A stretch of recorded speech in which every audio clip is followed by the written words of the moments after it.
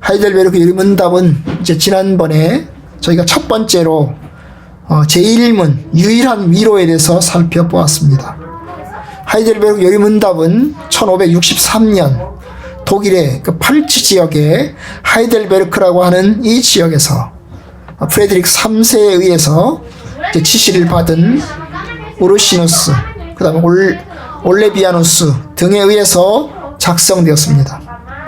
프레드릭 3세는 자기가 다스리고 있는 이 팔츠 지역이 좀 더 성경적인 신앙 가운데 갖기를 원했습니다. 그 당시에 이제 로마 카톨릭, 그 다음에 루터파, 개혁파, 여러 가지 이제 종파들이 등장해서 혼란 가운데 있었습니다. 그런데 그러한 속에서 좀 더 성경적인 가치를, 하나님 중심적인 가치를 갖기를 원해서 이제 우르시누스 등에게 지시를 했죠. 그들이 4년 동안 연구를 해가지고 만들어낸 것이 바로 이 하이델베르크 요리 문답입니다. 요리 문답은 총 129개 문항으로 되어 있습니다. 우리가 이제 보겠지만, 차근차근 보겠지만 129개 문항으로 되어 있고, 그 당시 이걸 작성할 때는 1년 동안 매주일마다 오후 예배 시간에 이제 이거를 이제 차근차근 해서 1년 안에 끝낼 수 있도록 프로그램화되어 있습니다.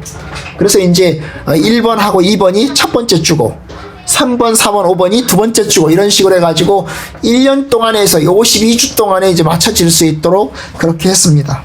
사실 우리는 이제 1년 동안 다 못 끝냅니다. 왜냐하면 좀 더 이게 좀 더 살펴봐야 될 부분들이 있어서 1년 동안 못 끝내고요. 한 2년은 가지 않을까 싶습니다. 그러나 어쨌든 간에 우리가 이제 이 129개로 된 이 문항들을 살펴보려고 합니다. 우리가 지난 시간에 보았던 것이 제1문이었습니다.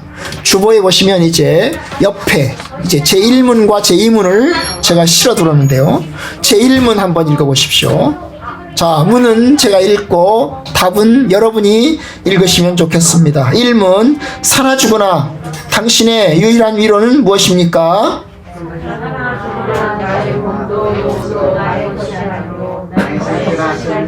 예수 그리스도의 것입니다.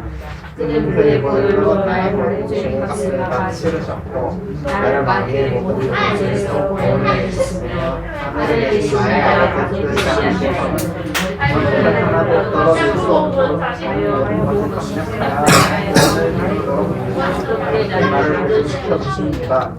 그러므로 그의 사랑을 맞이하나 나하여금 영생을 확신하게 하시며 이제부터 그를 위하여 살기를 진정으로 바라보며 주시고 또한 그의 사랑을 죄를 갚도록 하십니다. 네, 이것이 이제 유일한 위로죠. 사나 죽으나 당신의 유일한 위로가 무엇입니까? 위로는 많죠. 그죠? 여러 가지 위로가 있습니다. 뭐 자식 또 성공하는 거, 건강한 거, 평안한 거, 뭐 여러 가지 위로가 있어요. 그러나 여기서 질문하는 건 뭐죠? 유일한 위로입니다. 살든지 죽든지 간에 가장 유일한 절대적인 위로가 무엇이냐 하는 겁니다. 여러분, 절대적인 위로가 뭘까요? 이 요리문답에 의하면 사나 죽으나 나의 몸도 영혼도 나의 것이 아니고 나의 신실하신 구주 예수 그리스도의 것이라는 것입니다. 내가 내 것이 아니고 누구 거라고요? 예수님 거라고, 예수 그리스도의 것이라고 하는 것이 위로라는 것입니다. 바로 이게 구원이죠. 내가 하나님 안에 있으면서 예수 그리스도를 통해서 내가 구원받아서 하나님의 백성이 되었고, 그래서 내가 하나님 나라에 가는 그날까지 성삼위 하나님께서 우리를 지켜주시고 돌봐주신다. 이것이 우리의 위로입니다. 우리가 예수를 통해서 값없이 구원함을 얻고 그리고 영생을 받은 그 삶을 살게 되었다. 이것이 우리가 가지고 있는 위로입니다. 그렇기 때문에 우리가 어떤 상황에 처하든지 간에 좌절하지 않고 낙심하지 않고 살아갈 수가 있습니다. 오늘은 이제 두 번째 이문을 보고자 합니다.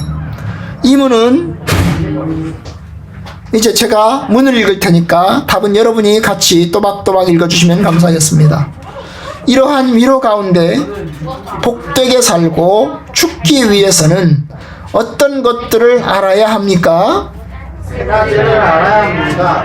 둘째로 나의 죄와 비참함이 얼마나 심각한가 아는 것이요. 둘째로 나의 모든 죄와 비참함에서 어떻게 구원을 받는가는 것이요. 셋째로 그 구원의 계획과 어떻게 하는 일을 해야 한다는 것이요. 네, 자, 이문은 우리가 복되게 살고 죽기 위해서는 뭘 알아야 되느냐 하는 이제 질문을 하고 있습니다. 뭘 알아야 되느냐? 무엇을 알아야 우리가 복되게 살고 죽을 수 있느냐? 이것을 질문하고 있는 것입니다. 여러분, 여기서 알미라고 하는 것은 내가 안다. 이것은 단지 머리로 조금 아는 게 아닙니다. 여러분, 이것은 굳게 확신하는 것이고 뼈저리게 아는 것입니다. 제가 제목을 뼈저리게 알자 이렇게 제목을 붙였다가 제목을 바꾸는데요. 사실 뼈저리게 알아야 하는 겁니다. 여러분, 우리의 구원은 예수 그리스도를 통해서 구원함을 이루었어요. 일문을 보면요, 일문이 길게 되어 있는데요. 일문을 보면 우리가 예수 그리스도의 것입니다 라고 해놓고서는 예수님, 성부 하나님, 성령님 이 순서로 이야기를 하고 있어요. 그는 그의 보혈로 나의 모든 죄값을 다 치르셨고 나를 마귀의 모든 권세에서 구원해내셨다. 이게 예수님이 하신 일입니다. 예수님이 십자가의 죽으심을 통해서 나의 모든 죄값을 다 치렀어요. 만약에 주님께서 내 죄값을 치르지 않았으면 우리는 영원한 형벌, 영원한 지옥의 고통을 맛볼 수밖에 없는데 주님이 나의 모든 죄값을 십자가에서 다 치르셨어요. 그리고 나를 마귀의 모든 권세에서 구원해주셨어요. 그것이 예수님이십니다. 성부 하나님은요, 하늘에 계신 나의 아버지 뜻이 아니고는 머리털 하나도 떨어질 수 없도록 과연 모든 것이 합력하여 나의 구원을 이루도록 나를 보존시켜 주십니다. 성부 하나님 뭘 하신다고요? 나를 지켜주신다고요. 나를 눈동자같이 바라보시고 하나님께서 나를 돌봐 주신다고요. 머리털 하나도 하나님의 허락하심이 없으면 떨어지지 않을 정도로 하나님이 하나하나 다 나를 지켜보시고 나의 구원을 위해서 온전히 성부 하나님께서 우리를 붙들어 주신다고요. 나를 예정하셔서, 내가 태어나기 전부터 하나님이 나를 예정하셔서 하나님 백성 삼으시고 예수 그리스도 믿게 하시고 주님께로 돌아올 수 있게 하셨어요. 이것이 성부 하나님께서 하신 일입니다. 성령님은요, 그러므로 그는 그의 성령으로 말미암아 영생을 확신하게 하시고 이제부터 그를 위하여 살기를 진정으로 바라도록 만드시며 또한 그렇게 살 준비를 갖도록 하십니다. 성령 하나님께서 나를 이제 영생을 확신시켜 주시는 거죠. 그리고 우리가 하나님의 뜻을 향해서 나아갈 수 있도록 하십니다. 이것이 성령 하나님께서 하시는 일입니다. 순서가 어떻게 되어 있어요? 성자, 성부, 성령 이렇게 되어 있죠. 성부, 성자, 성령 이렇게 되어 있지 않아요? 성부와 성자와 성령 이렇게 있지 않고 성자가 맨 앞에 있어요. 예수님이 맨 앞에 있어요. 그죠? 예수님, 하나님 아버지, 그 다음에 성령님 이런 순서로 되어 있습니다. 왜요? 우리는 예수 그리스도를 통해서만 하나님 아버지를 알 수 있어요. 예수 그리스도를 통하지 않으면 하나님을 알 수가 없어요. 그래서 예수 그리스도의 구원하심을 통해서 여러분이 목사님이 이제 축도를 하잖아요. 축도를 할 때 축도문의 순서가 되어 있죠. 예수 그리스도의 은혜와 하나님 아버지의 사랑과 성령님의 교통하심이 이렇게 순서되어 있잖아요. 그죠? 성부, 성자, 성령 이 순서로 되어 있지 않고 성자, 성부, 성령이 순서로 되어 있어요. 왜요? 우리에게는 예수 그리스도의 십자가의 죽으심과 그의 구원하심과 그의 주되심이 매우 중요하기 때문입니다. 예수님의 십자가의 죽으심을 통해서 하나님을 알고 예수 그리스도를 통해서 우리가 성령님을 아는 것입니다. 그런데 아까 말씀드렸던 것처럼 이 알미라고 하는 것이 뼈저리게 아는 거죠. 그냥 지적인 정도로 아는 게 아닙니다. 물론 지적인 것도 필요해요. 그러나 뼈저리게 아는 것이 매우 중요한 겁니다. 뼈저리게 느끼고 공감하고 수용하고 살아내는 겁니다. 이걸 뼈저리게 알아야 이거에 대해서 깊이 생각하고 그래야 나의 삶을 바꿔낼 수가 있습니다. 나 다 알았다 끝 이게 아닙니다. 여러분 저는 제 어린 시절에 우리 아버지가 알코올 중독자였습니다. 부친이 알코올 중독에 쩔어 있는 것을 보았습니다. 노름을 했고요. 술에 쩔어 있었고요. 그러다 보니까 가정은 망가지고 가난했습니다. 여러분, 저는 우리 아버지가 그 술을 드시고, 나쁜 말로 말하면 술 처먹고죠. 술 드시고 하는 여러 가지 일들을 보았어요.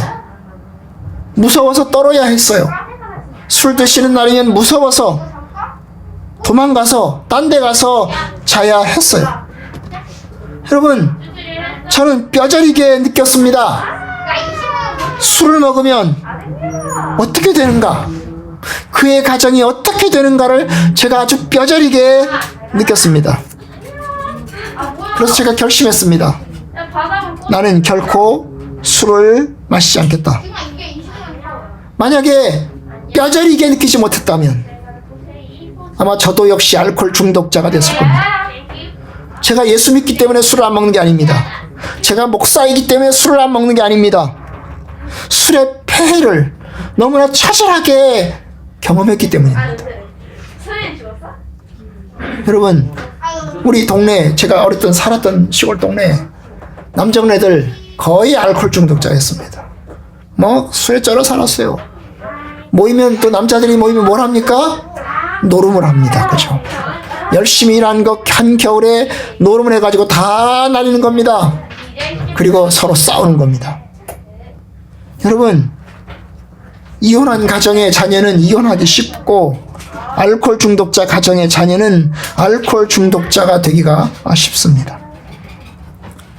이게 내 삶을 바꾸려고 하면 그걸 아는 것 같고 안 됩니다. 보는 것 같고 안 됩니다.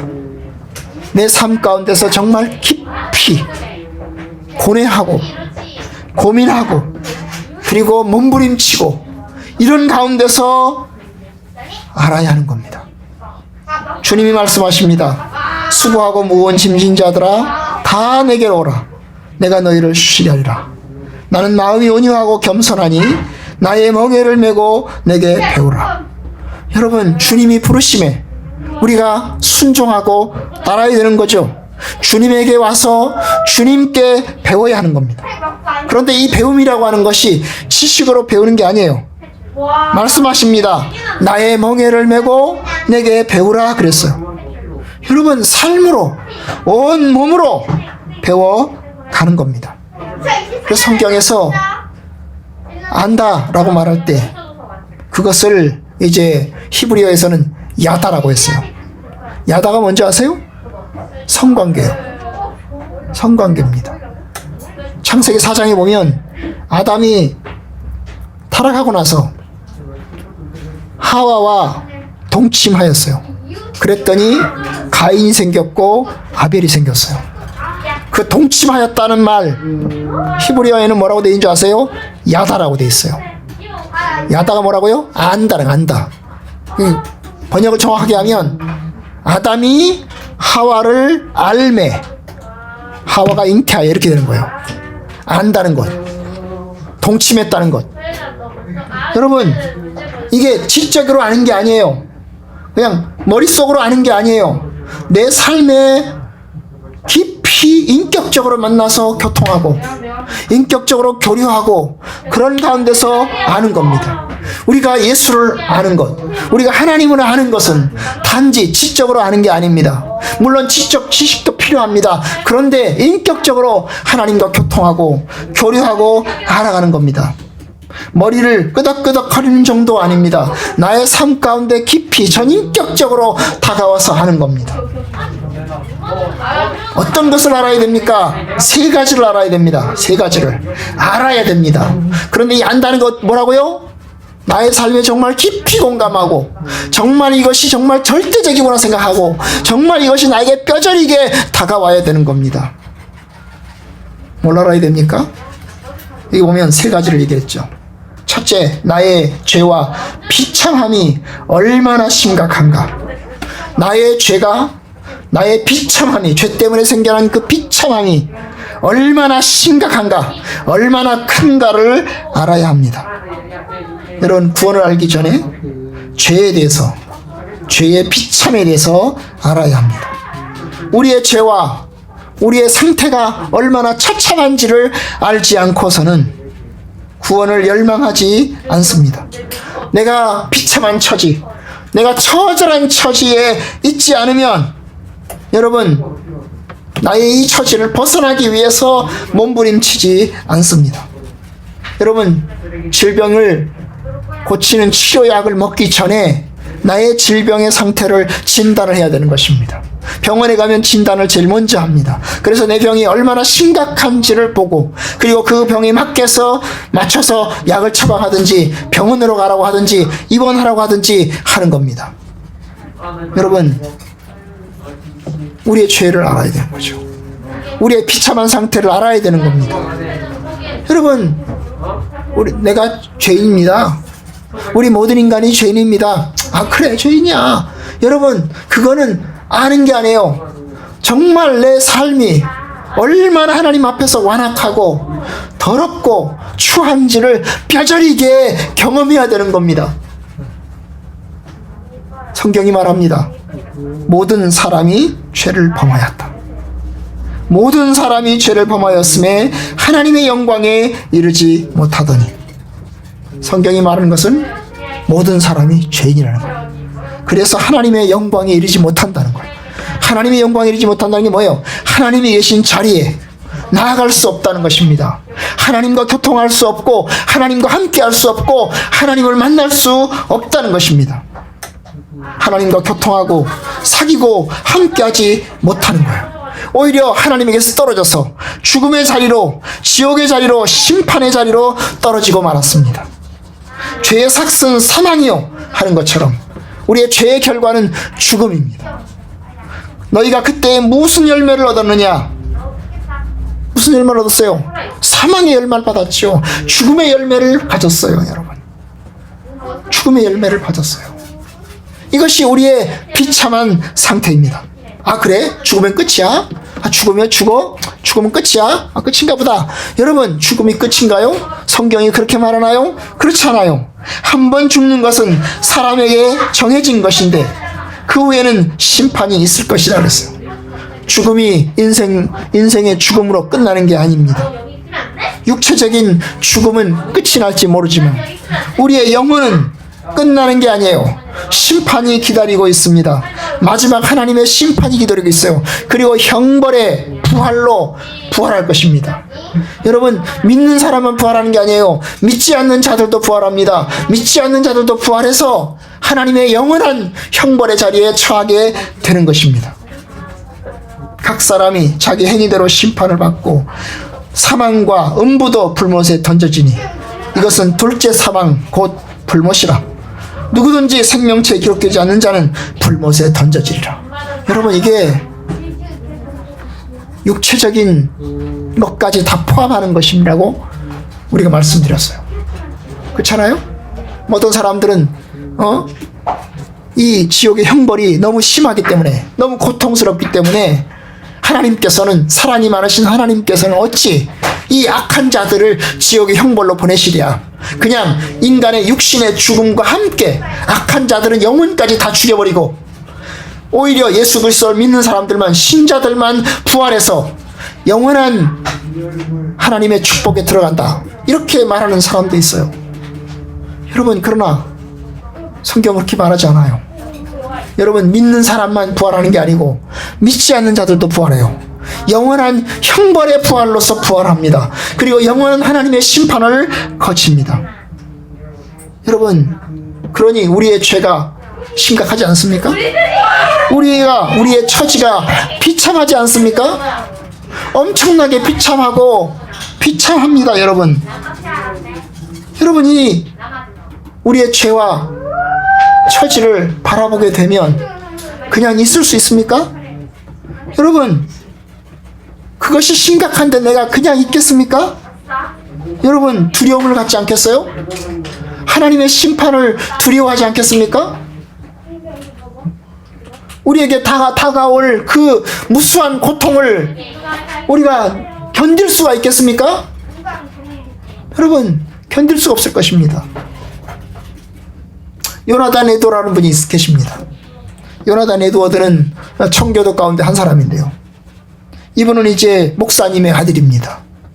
어릴 때 유아 세례를 받았어요. 그리고 이제 신학대학에 들어갔어요. 목사님이 되기 위해서 신학대학에 들어갔어요. 그런데 그는 그의 마음속에 예수 그리스도를 믿는 확고한 믿음이 없었어요. 그런 가운데서 이제 이분이 신학대학에 가서 공부를 하기 시작을 했어요. 그런데 여러분, 그가 늑막염에 걸렸어요. 18살 때쯤에 늑막염에 걸렸어요. 거의 생사의 기로에 서게 되었어요. 오늘 죽느냐 내일 죽느냐 하는 생사의 기로 가운데 처하게 되었어요. 심각하잖아요. 이런 상황 속에서 이분이 자기가 막상 질병에 걸려서 생사의 기로에 사로잡히자 그는 두려움을 갖기 시작을 했어요. 내가 죽으면 어떻게 되지? 내가 죽으면 어떻게 되는가? 이걸 고민하기 시작을 한 것입니다. 그리고 몸부림치기 시작을 했어요. 엄청나게 두려웠어요. 크고 격렬한 그의 마음속에 큰 마음의 고통을 겪게 되었습니다. 그리고 부도자가 되었어요. 이제 어떻게 하면 내가 구원받을 수 있을까? 내가 어떻게 하면 살 수 있을까? 내가 어떻게 하면 내게 소망이 있을까를 몸부림치기 시작했습니다. 이 사람이 쓴 글 가운데 이런 글이 있어요. 나는 내 구원을 추구하는 것을 내 생의 주된 과제로 삼았다. 내가 구원받는 것을 나의 주된 과제로, 내 인생의 가장 중요한 과제로 삼겠다는 거예요. 여러분, 우리의 생애에서 가장 중요한 과제가 있다면 뭡니까? 여러분, 중요한 일과 급한 일이 있습니다. 무엇을 먼저 하실래요? 여러분, 스티븐 코비는 성공하는 사람들의 7가지 습관에서 성공하는 사람들은 급한 일보다 중요한 일을 먼저 한다고 그랬어요. 에? 급한 일과 중요한 일이 있어요. 오늘 당장 해야 될 일이 있어요. 그런데 오늘 당장 할 일은 아니에요. 그러나 중요한 일이 있어요. 여러분, 뭘 먼저 하실래요? 여러분, 급한 일을 하면서 살아가는 사람은 계속 급한 일 가운데 매몰되어서 살아가요. 정신없이 살아가요. 그런데요, 여러분, 중요한 일을 하면서 살아가는 사람은요, 중요한 일을 하다 살아가는 사람들은요, 이 급한 일은 조금 뒤로 챙겨놓기도 해요. 그런데 급한 일은 시간이 지나고 나면 안 급해지는 일이기도 하거든요. 마치 뭐와 같습니까? 여러분, 홈쇼핑을 보다가 물건을 삽니다. 물건을 사요. 홈쇼핑의 광고는 그렇잖아요. 여러분, 빨리빨리 전화하세요. 빨리빨리 주문하세요. 그래서 급하게 전화하세요. 그럼 보다가 그냥 막 즉흥적으로 주문을 합니다, 여러분. 그거 홈쇼핑 방송 보면요, 그거 안 사면 만족함이 없을 것 같고, 그거 안 사면 큰일 날 것 같은 거예요. 그래서 당장 사도록 유도를 합니다. 그런데 여러분, 그 홈쇼핑 방송을 이제 채널을 다른 방송으로 돌려요. 돌리면요, 그거 있나 없나 싶을 정도로, 그죠? 그게 중요한가 안 중요한가 싶을 정도로 그게 의미 없어져요, 그죠? 그리고 시간이 지나고 나면 그게 필요가 없어지게 돼요. 그런 거예요, 여러분. 우리 인생에서 가장 주된 과제, 가장 중요한 과제는 내가 어떻게 해야 구원받을 수 있을까? 이거 아닙니까? 여러분, 그것만큼 중요한 게 어디 있어요? 결국 그러다가 그는 18살에 그는 성경을 읽다가 하나님의 위대하심을 보았습니다. 디모데전서 1장 17절을 읽어가는 중에 하나님의 놀라운 은혜와 하나님의 살아계심과 하나님의 능력을 그의 마음속에서 아주 깊이 깨닫게 됐어요. 그래서 그는 자기가 일평생 동안 할 버킷리스트 같은 거, 리스트를 70개를 썼어요. 내가 일생을 살아가면서 내가 예수 그리스도 안에서 나는 이렇게 살겠습니다 해가지고 써놓은 게 1번, 2번, 3번, 4번 해가지고 70개를 썼어요. 그리고 그 70개를 지키기 위해서 몸부림쳤어요. 여러분, 구원을 알기 전에 죄와 비참함이 어떤 것인지를 알아야 합니다.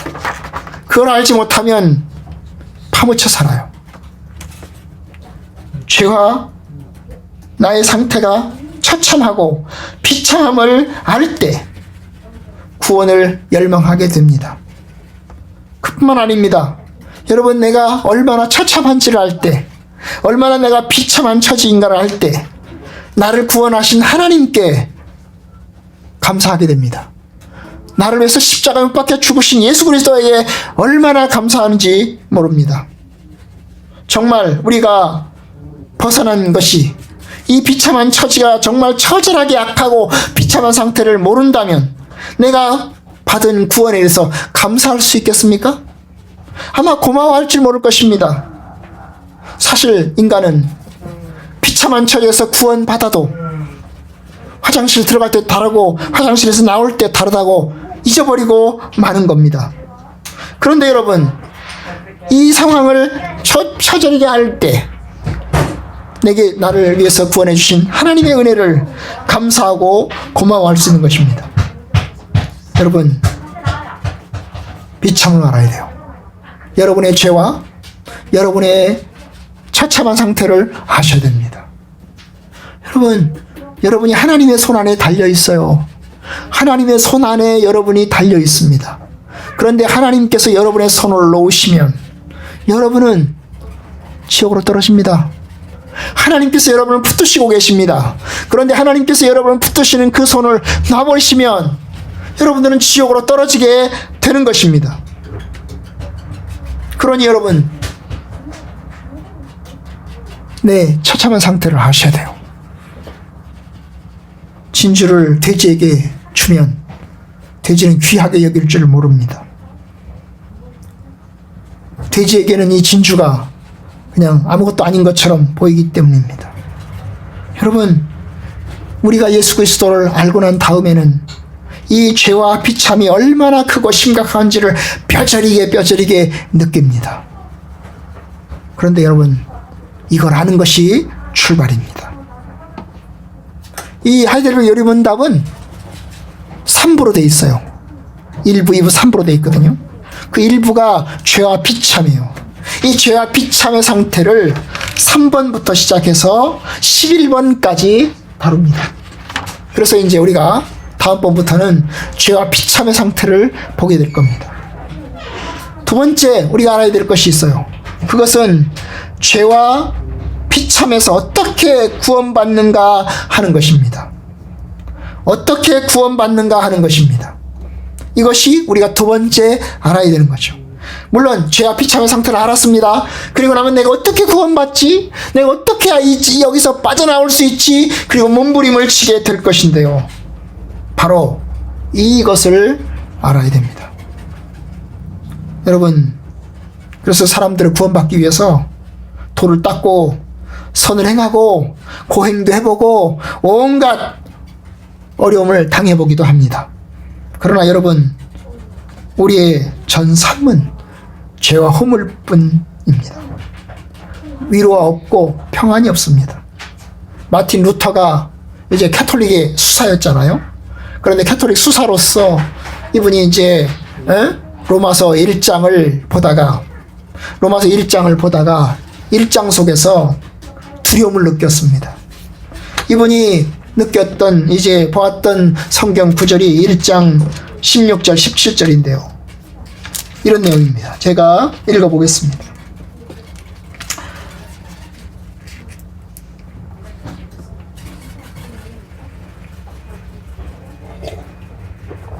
(1장 17절) 복음에는 하나님의 의가 나타나서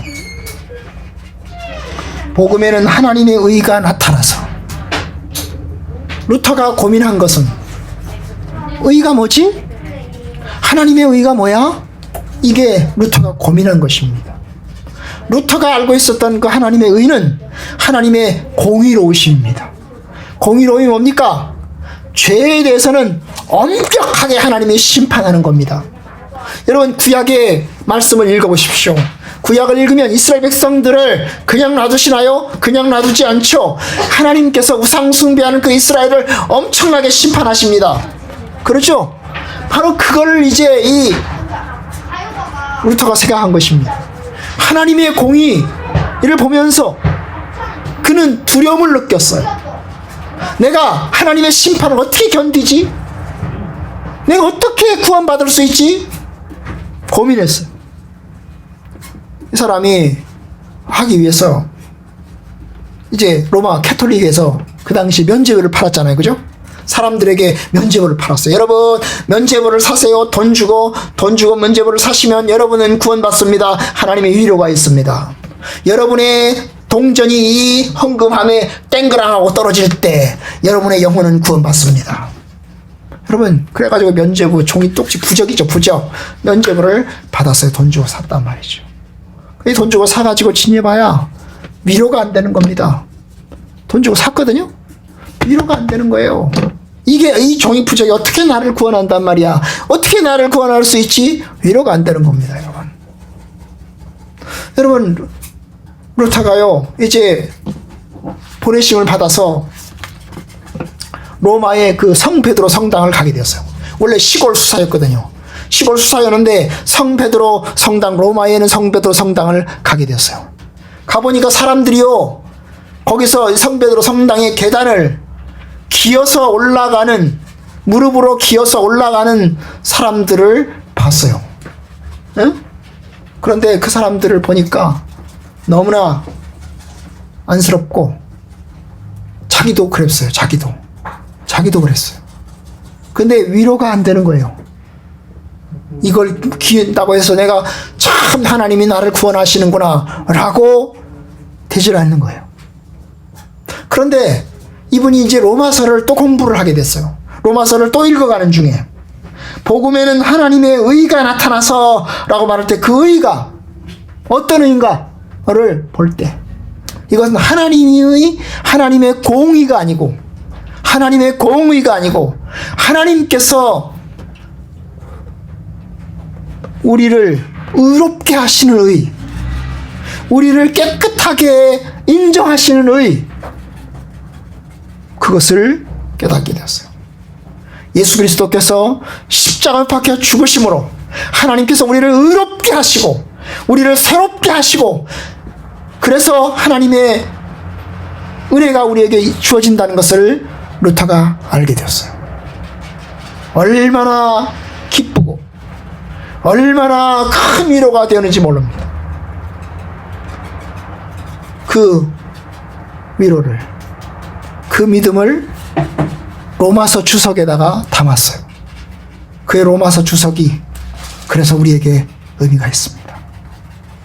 여러분, 어떻게 구원받는가를 알아야 됩니다. 어떻게 구원받습니까? 우리는 이미 다 알고 있어요. 예수 그리스도께서 우리를 구원하신다는 것. 이미 일문에서 이야기를 했어요. 그의 보혈로 나의 모든 죄값을 다 치르셨다고. 주님의 십자가의 죽으심으로 나의 모든 죄값을 다 치르시고 나를 마귀의 모든 권세에서 구원해내셨습니다. 알고 있는 사실이에요. 다른 이로서는 구원을 얻을 수 없나니 천하 인간에게 구원을 얻을 만한 다른 이름을 우리에게 주신 일이 없음이니라. 그렇습니다. 오직 예수 그리스도만이 우리를 구원하십니다. 바로 예수 그리스도의 구원, 이것을 요리문답은 두 번째 2부에서 다룹니다. 2부가 이제 12번부터 시작해서 85번까지 꽤 길어요. 꽤 긴 내용 속에서 이제 예수 그리스도의 구원하심에 대해서 이제 다루게 됩니다. 여러분, 맞아요. 하나님의 심판이 기다리고 있는데, 죄와 비참, 그리고 하나님의 심판, 그리고 그 심판 아래서 우리를 구원하시기 위한 그리스도의 십자가의 죽으심과 구원하심, 회복하심, 이런 것들을 이제 2부에서 다루게 되는 것입니다. 여러분, 세 번째 알아야 될 것이 있어요. 세 번째 뭡니까? 그의 구원에 대해서 내가 어떻게 하나님께 감사해야 하는가 하는 것입니다. 하나님이 나를 구원해 주셨는데 주님의 구원하심에 대해서 내가 어떻게 하나님께 감사해야 되느냐 하는 겁니다. 여러분, 우리의 죄가, 우리의 비참함이 확실하고 주님이 나를 구원하신 것이 확실하다면 여러분, 우리는 하나님께 감사를 드리는 것이 마땅한 것입니다. 감사한다는 것은 내 공로를 주장하는 것이 아닙니다. 감사한다는 것은 내 공로가 하나도 없음을 전적으로 하나님의 은혜인 것을 고백하는 겁니다. 내가 하나님의 은혜로 구원받았고, 내가 하나님의 은혜로 하나님의 사람 되었고, 하나님의 자녀가 된 것이 감사한 것입니다. 나를 대신해서 주님께서 십자가에 박혀 죽으시고, 그리고 그의 피 흘리심으로 나를 살리셨다는 것이 감사한 것입니다. 어떻게 감사해야 될까요? 여러분, 이 여리문답의 3부에서는 감사를 다룹니다. 그 감사가 뭘까요? 주기도문과 십계명입니다. 하나님 앞에 하나님의 뜻을 따라서 계명을 지키면서 살고, 그리고 하나님이 원하시는 기도를 하면서 하나님과 교통하면서 사는 것이, 그것이 여리문답이 가르치는 감사에 대한 것입니다. 그렇습니다. 우리는 하나님의 뜻에 합당하게 하나님을 찬양하며 감사하면서 삽니다.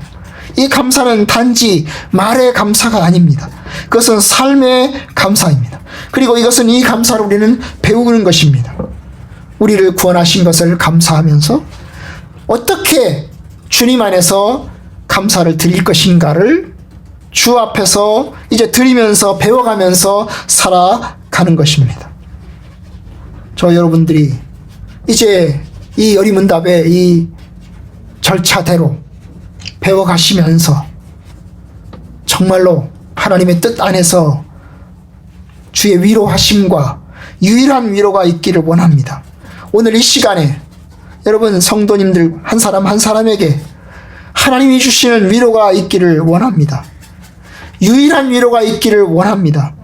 주님께서 나를 위해서 구원의 은혜를 베풀어 주신, 그리고 나를 붙들어 주시고, 또한 성령께서 나에게 구원의 확신을 주시고 하나님의 나라로 인도하시는 그 은혜를 여러분이 감사하면서 주님의 위로가 있기를 원합니다.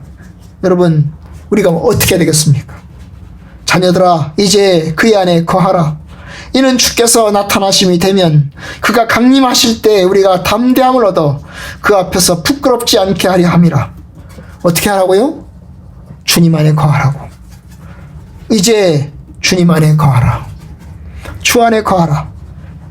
그러면 주님 안에 거하시면 장차 이제 주님이 나타나실 때 우리를 부끄럽게 않게 하시고, 내가 너를 모른다 하지 않으시고, 우리가 온전히 하나님의 구원 앞에 서게 될 것입니다. 한 사람도 주 앞에 부끄러움 당하지 않고 담대하게 서서 주님과 만나고 교통하고 하나님 나라의 온전한 구원에 이르는 때가 올 것입니다. 그날이 저와 여러분들 모두에게 함께하기를 주님의 이름으로 축원합니다. 무엇을 알아야 되겠습니까? 다시 말씀드려요. 나의 죄와 비참함이 얼마나 심각한가를 알아야 됩니다. 여러분의 죄와 여러분의 비참함이 얼마나 심각한지를 아시기 바랍니다. 나의 죄와 비참함에서 어떻게 구원받는지를 우리가 알아야 됩니다. 여러분들이 나의 죄와 비참함에서 어떻게 구원받는지를 여러분이 아시길 바랍니다. 그리고 그리스도를 바라보시길 바랍니다. 그리스도를 부르시길 바랍니다. 그리고 하나님이 주신 구원에 대해서 하나님께 감사하길 바랍니다. 어떻게 감사해야 될까? 이것을 하나님 안에서 하나님의 뜻을 따라서 살아가는 것으로 여러분 하나님의 감사를 주께 올려드릴 수 있기를 주님의 이름으로 축원합니다.